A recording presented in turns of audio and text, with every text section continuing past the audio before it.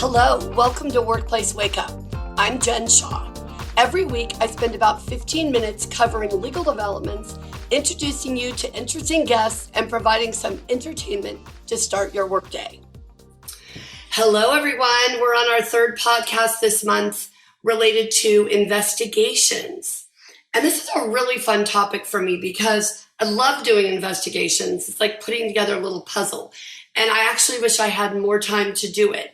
Running the firm and doing the advice and counsel and the training I also do, it's hard for me to do too many investigations, but I love them and I love teaching people how to do them. We have a 3-day intensive that we do that is so much fun where we help people really hone their skills in this area. So today we're going to talk about confidentiality, which is a big deal. As many of you may know, the California legislature and even Congress have been focused on confidentiality regarding workplace complaints recently. There are all sorts of new rules and laws about what you can put in settlement agreements and confidentiality agreements when it comes to requiring people to maintain confidentiality. There's one really big reason that confidentiality in investigations is important, and that's because it prevents retaliation. Remember, retaliation is when someone involved in the investigation, and retaliation isn't just about investigations, but in the investigation context, retaliation comes up when someone involved in the investigation is punished or mistreated because of their participation in that investigation. So, who's protected against retaliation? Well, the obvious one people know about is the complainant, right? The person who raised the complaint. But so are the witnesses. So if a witness is interviewed as part of an investigation, somebody finds out, they're upset, they think that the witness may have shared information that they didn't want shared, and they treat the person differently, that's a problem. You know who else is protected against retaliation is the respondent or the accused, the person who is actually accused of engaging in the inappropriate conduct or doing the thing that the complainant is upset about. The interesting thing there is, remember, it's not retaliation to take action in response to the findings of the investigation. So if I'm found to have made some inappropriate racial comments at work, and now I'm going to be disciplined for that, that's not retaliation, right? My employer is taking action to address my misconduct. Retaliation is when someone is unfairly targeted. Maybe they're transferred. Maybe their pay is cut. Maybe they're just iced out of meetings, right? That's what we're talking about with retaliation. So let's get back to confidentiality. Because here's the thing you have to know. People are not very good secret keepers. So the other day, my 12-year-old daughter, Ella, came home. She was very upset because someone at school had revealed a secret that she told them. And she was very upset. And she said, "Mom, what could I have done to prevent that?" I looked at her and said, "Nothing, sweetie. People don't keep secrets. You really can't tell someone something if you don't want someone else to know it, right? That's just a reality of human nature." So it's a little bit of a false narrative to be in an investigation and say to the person you're interviewing, "This is confidential. I need to ask you to not speak about this issue, at least until the conclusion of the investigation," right? Because I've done investigations, for example, where I've said that to a witness. I go to get in the elevator and the witness is on the phone talking to someone. "Oh yeah, I just met the investigator. She's fine. The questions weren't very hard." And I'm like, "Hello, did you not understand what I meant about don't talk about this?" So we ask for confidentiality because it prevents retaliation, but it's really hard for people to keep secrets, okay? And there are various laws out there, which I won't get into right now. There are certain situations when you can't require someone to maintain confidentiality. The National Labor Relations Board, if you're in the private sector, has gone back and forth on this issue.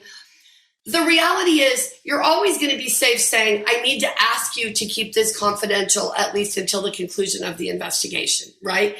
And I will often say, to preserve the integrity of the investigation, I need to ask you to keep this confidential, right? I want them to understand it's a big deal.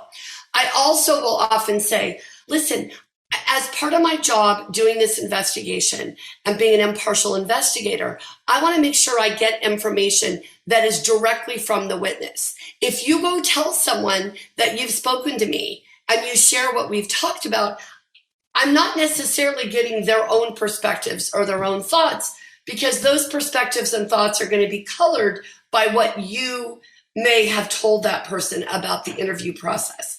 So it's very important for you to understand that confidentiality is critical, but it's probably not going to ever be perfect, right? People will talk. This is why you need to do these investigations as quickly as you possibly can. This is why the investigation should not be stretched out beyond what time is necessary. Again, there may be complications, there may be issues that come up, there may be things that need to be addressed, but confidentiality can only last so long, right? So you really want to make it clear to the folks who you're interviewing why confidentiality is important. Many employers will actually have them sign a statement where they agree to keep the information confidential. Again, there are some legal issues there that you want to talk to your counsel about, but generally that's acceptable, at least in the private sector. So this confidentiality piece is not only about keeping the witnesses quiet, but it's also about you as the investigator not talking about the investigation. So the other day, I'm at lunch with my mom. There's another lawyer I know having lunch, and she's talking to a colleague. Maybe it was a client, I'm not sure. She's talking about an investigation she's doing right now. She's using names. She's using the employer's name. She's talking about the allegations. So I'm trying to plug my ears, and my mom is saying, honey, are you hearing that? Do they do what you do? I'm like, Mom, don't listen. We're not supposed to be hearing this. I'm sure the lawyer didn't give it a second thought, right? But the truth of the matter is, you don't know who's sitting next to you. You don't know who's at the gym next to you. You don't know who's in the elevator with you. You don't know who knows someone who knows someone who knows someone who's at your house to play cards one night, right? So be very, very careful about keeping this information confidential. And that goes right along with what you do after an investigation is over, right? It should still be confidential.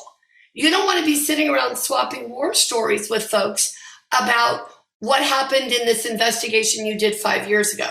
I always imagine an investigation when it's done being put in a folder, all tied up in a neat bow, put on the shelf. I know many of us use electronic storage and we keep our reports in other ways, but the visual for me is I wrap it up in a little folder with a bow, and it's done. So it's really important for me to compartmentalize and make sure that I put that folder away. So that investigation is done, right? I wrap it up neatly with a bow, and that investigation is done. Now, if I need to refer to that investigation because something related comes up later, great. I've got that report. I've got my notes. I've got everything I need. But the idea is you wrap it up in a pretty bow and you put it away. Because although very interesting, and actually it's why I love investigations, they're juicy, there's a lot to talk about, and there are a lot of matters I've investigated that involve really public people and really public issues. It's hard not to talk about them sometimes. So I have to give myself this visual of I'm putting it away. So the confidentiality is not just about the witnesses. It's also about you as the investigator. Now, the other people who have to keep this confidential are the folks who are going to be implementing whatever action needs to be taken as a result of the investigation. So even if you find there's no misconduct, right? You didn't substantiate any of the factual allegations, there still may be some action that the employer needs to take. And the folks who are taking that action don't necessarily need to know all the facts of the investigation, right? They just need to know, all right, well, what needs to be done here? And they'll say to you, oh, well, just send me the report so that I'm real clear about what's going on here. No, I'm not sending you the report. You don't need to know, right? There's a big difference between I need to know and I want to know. My own personality, I always want to know. I'm always interested in what's going on. but I often don't need to know. And that's a really important thing for you to keep in mind as the investigator. You only share this information with people who need to know. Now, internally, very often what happens is the investigator will finish the investigation. The report will be given to someone in the organization who will then decide, all right, do we have a policy violation? Do we have an issue? Do we need to take some action? So many times the investigator is really done as soon as they hit send on that report, right?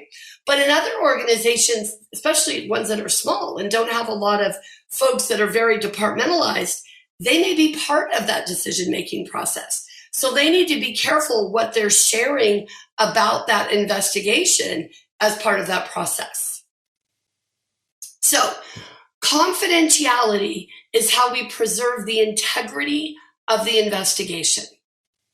And you have to be committed to it 100% while still recognizing that it's possible that people won't maintain confidentiality. So I want you to think about, I always imagine that people are tape recording me. We don't tape record interviews unless we're required to, either by the law or by the client. But I pretend I'm being recorded because I always want to remember, hey, even though people are supposed to keep this interview confidential, they may not. So I need to be careful how I'm saying what I'm saying, that I'm making sure that I'm giving all of the usual statements that I give about no retaliation and confidentiality and my role as the impartial investigator. So it's important to be on your toes when you're doing these interviews, right? So you'll have one part of your brain that's remembering about confidentiality and the process of the investigation, and another part of your brain where you're focusing on what questions do I need to be asking? Where am I trying to get to in this interview?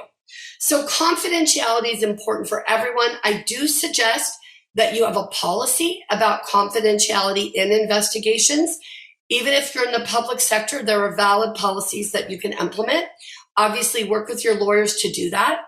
But it's important for you to have something to show employees if you learn that they have violated confidentiality and it did interfere with the investigation. You want to be able to say, look, I told you not to do it, and here's where we say it in the handbook, or here's where we have it in our department operations manual. So confidentiality is an important issue for you to think about when you're either conducting internal investigations or when you're hiring someone externally to do so. Thanks for joining us today, everyone. See you next time. If you enjoyed this episode and would like to spread the word, please share it with others, post about it on social media, and/or rate and review it. Of course, you can also follow us on LinkedIn, Facebook, and Twitter, and email us at info@shawlawgroup.com. Workplace Wake Up, including its guests and hosts, do not provide legal advice in this podcast. Do not act upon any of the information discussed in this podcast without consulting a licensed attorney in your jurisdiction.